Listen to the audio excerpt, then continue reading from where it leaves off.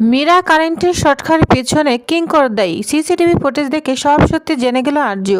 Happy ever 70 দেখা যাবে। সম্পূর্ণ জানতে পেরে একটি লাইক দিয়ে চ্যানেলটি সাবস্ক্রাইব করে পুরো ভিডিওটি দেখতে থাকুন। গল্পের শুরুতেই আমরা দেখতে পাবো আরজু দৌড়ে যায় ঘরের দিকে। বাথরুমের দরজা খুলতেই দেখা যায় মীরা কারেন্টের শর্টকে দাঁড়িয়ে কাঁপছে। কিঙ্কর ছুটে যায় তাকে বাঁচাতে, কিন্তু অপর্ণা চিৎকার করে বলে, কিঙ্কর এখন ওর কাছে যেও না, কারেন্ট লেগে যাবে। আজও তখন দেরি না করে ছুটে বেরিয়ে যায় মেন সুইচটা বন্ধ করতে। তো সে মেন সুইচটা বন্ধ করে দেয়। সাথে সাথে মীরা মাটিতে একদম ছিটকে পড়ে এবং ভীষণ কষ্টে সে ছটফট করতে থাকে। অপর্ণা মানুষই সবাই মিলে তার হাত পা ম্যাসেজ করছে যাতে সে স্বাভাবিক বা সুস্থ হয়ে যেতে পারে। তখন অপর্ণা বলে, মীরা ম্যাডাম কাঁপছে, প্লিজ একটা চাদরের ব্যবস্থা করুন। তখন একটা চাদর এনে দিলে অপর্ণা তাকে চাদর দিয়ে মুড়িয়ে দেয়। এদিকে মীরা তবু সুস্থ হচ্ছে না। তখন অপর্ণা বলে, প্লিজ একটু গরম দুধ ব্যবস্থা করতে হবে, একটু গরম দুধের ব্যবস্থা করুন না। তখন গরম দুধ এনে খাইয়ে দেওয়া হয় মীরাকে। অপর্ণা এবং মানসী মিলে ধরাধরি করে বিছানায় শুয়ে দেয়। এদিকে নিচে অতিথিরা ভয়ে সবাই তো জড়ো হয়ে থাকে এক জায়গায়। তখন রাজলক্ষ্মী বলে, কোনো চিন্তা করবেন না, একটু পরে কারেন্ট চলে আসবে, একটু অপেক্ষা করুন। তখনই দেখা যায় সিঁড়ি থেকে মেঘরাজ নামতে থাকে। আর মেঘরাজ বলতে থাকে, অন্ধকার, কাউকে দেখা যাচ্ছে না, এটাই একমাত্র সময়, আমাকে এখান থেকে বেরিয়ে যেতে হবে, এক্ষুনি বেরিয়ে যেতে হবে।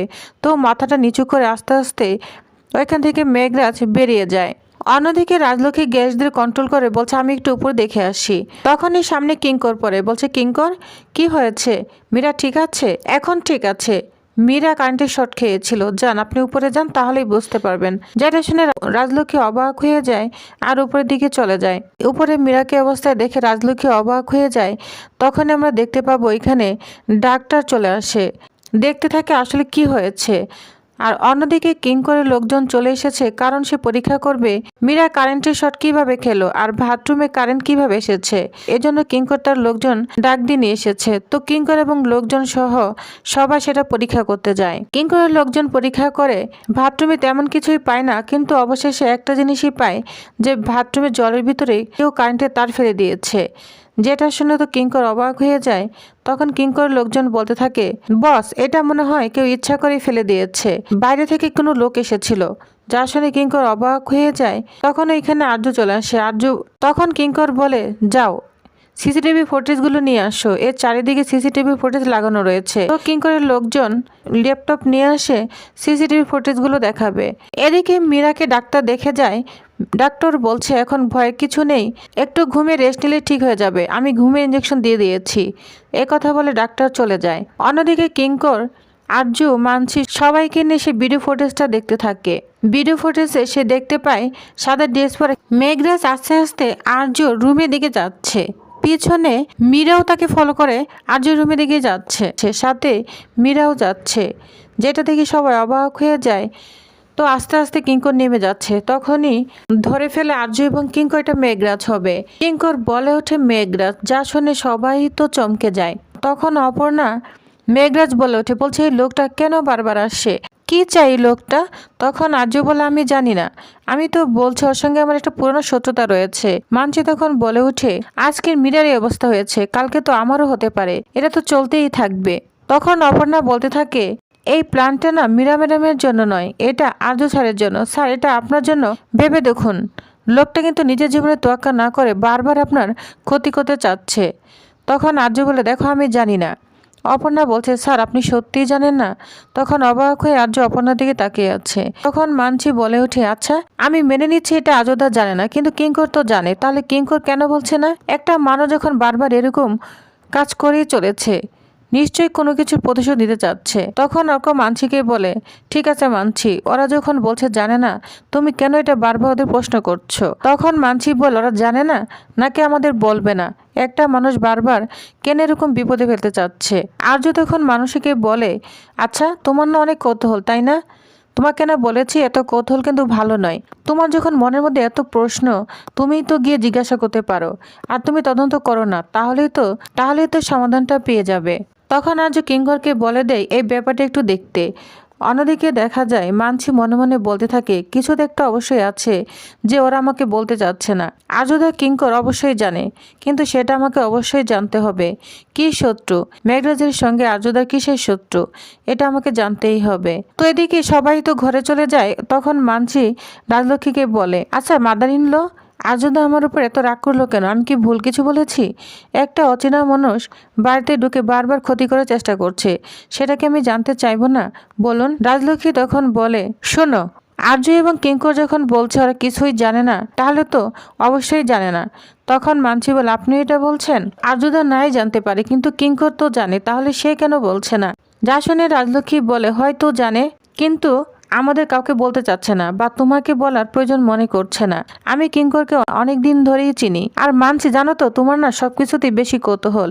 এত কৌতূহল থাকা ভালো নয়, বুঝতে পেরেছ? তখন মানছি বলে, আপনিও এই কথাটা বলছেন? তখন বলে, হ্যাঁ বলছি, হয়তো কৌতূহল থাকা না ভালো নয়, বুঝতে পেরেছ? তো মানসিকে এসব বলে রাজলক্ষ্মী চলে যায়। অন্যদিকে মীরারও ঘুম ভেঙে যায়। অপর্ণাকে বলে, আমি কোথায় আছি, আমার কি হয়েছিল জানো তো? আমি একটু ঘুমিয়ে পড়েছিলাম। তখনই মীরার একটু সেন্স চলে আসে যে সে শর্ট খেয়েছিল। অপর্ণা বলতে থাকে, আপনাকে ঘুমের জন্য ইঞ্জেকশন দেওয়া হয়েছিল। তখন মীরা বলে, আমাকে এখন যেতে হবে, অনেক রাত হয়েছে। অপর্ণা বলে, না না, আজকে আপনি তো কিছুতেই যেতে পারবেন না, আপনার শরীরের অবস্থা একদম ভালো নয়। তখন অপর্ণা বলে, আচ্ছা একটা কথা বলবো, এসব কি করে হলো? আপনি উপরে কেন এসেছিলেন? তখন মীরা বলে, আমি এসআরের ঘরে এসেছিলাম, কিন্তু তারপর যে কি হলো আমি কিছুই বলতে পারবো না। অপর্ণা তখন বলতে থাকে, আমি যতদিন ধরে আর্য স্যারকে চিনি ততদিন ধরে আমি আপনাকেও চিনি। আমাদের পরিচয়, ভালোবাসা, সবকিছুর মধ্যে আপনিও আছেন। আমি এই বাড়ির বউ হয়ে সবে এসেছি, আপনি তো এই বাড়ি আগে থেকেই যাওয়া আসা করেন, অতএব আপনি আমার থেকে সবকিছুই ভালো জানেন। আর এটা আমি কখনোই পরিবর্তনও করতে চাই না। আপনি আর্য স্যারের যেমন বন্ধু ছিলেন ঠিক তেমনই থাকবেন, আপনজন হয়েই থাকবেন। মীরা তখন বলে, তুমি কি আমার কাছে কিছু জানতে চাচ্ছ অপর্ণা? তখন বলে, হ্যাঁ, আজকে আপনাকে একটা প্রশ্নের উত্তর দিতেই হবে। মেঘরাজ আমাকে সেদিন গাড়িতে নিয়ে গিয়েছিল, আপনিও ছিলেন, কিন্তু আমি কিছু জিজ্ঞাসা করতে পারিনি। কেন ছিলেন আপনি এই গাড়িতে? তখন মীরা বলে, মেঘরাজ আমায় নিয়ে গিয়েছিল আর বলেছিল, তোমাকে যদি আমি আর্য হাতে তুলে না দিই তাহলে আর্যর ক্ষতি করবে, আর আমি আর্যর ক্ষতি হোক সেটা কখনোই চাই না। তাই আমি বাধ্য হয়ে, নিরুপায় হয়ে এই কাজটা করেছি। তুমি আমাকে ক্ষমা করে দাও অপর্ণা। পরে এটা আমি অনেক রিয়েলাইজ করেছি, এটা আমি ভুল করেছি, কিন্তু বিশ্বাস করো, তোমার কোনো ক্ষতি হোক আমি চাই না। তখন অপর্ণা বলে, আমি বিশ্বাস করে নিয়েছি। অপর্ণা এবং মীরা সবকিছু কথা দরজার আড়াল থেকে আর্য শুনছে। তারপর এখান থেকে আর্য চলে যায়। অপর্ণা মীরাকে বলে, ঠিক আছে, আমি আপনার কথা বিশ্বাস করেছি, এখন রেস্ট নিন। এটা বলে অপর্ণাও এখান থেকে চলে যায়। অন্যদিকে আর্য তার রুমে চলে এসেছে। তার রুমটা খুব সুন্দর করে সাজানো, ফুলসজ্জা রাত। তার মনটা এক মুহূর্তেই ভালো হয়ে যায়। অন্যদিকে অপর্ণা ওইখানে চলে আসে মন খারাপ করে, সে কান্না করছে। আর্য কাছে গিয়ে তার দু চোখের জলটা মুছে দেয় আর তাকে সান্ত্বনা দিতে থাকে। তখন আর্য বলে, অপর্ণা, আমি তোমাকে এই রাতে কিছু গিফট দিতে চাই। এই রাতে জানো তো, বর বউকে কিছু না কিছু গিফট দেয় যাতে তার স্ত্রী সারা জীবন মনে রাখে, তেমনি আমি তোমাকে কিছু দিতে চাই। তখন অপর্ণা বলে, স্যার কি দিবেন? এমনিতেই আমি আপনার কাছ থেকে অনেক কিছু পেয়েছি নাচ চাইতেই। তখন বলে আর্য, এই গিফট তোমাকে নিতেই হবে। তো অপর্ণার কোনো কথাই শোনে না। আর্য তখন বলে, অপর্ণা একদম কোনো কথা নাই, চুপ। তখন অপর্ণাকে নিয়ে বলে, চলো আমার সঙ্গে, তোমাকে যেতে হবে, এই গিফট আমি এখানে দিব না। তুমি আমাকে বিশ্বাস করো তো? আমি যেখানে নিয়ে যাবে তুমি যাবে তো? তখন অপর্ণা বলে, আমার নিজের থেকেও আপনাকে বিশ্বাস করি। তখন অপর্ণাকে নিয়ে আর্য বেরিয়ে পড়ে। সামনেই পড়ে মানছি।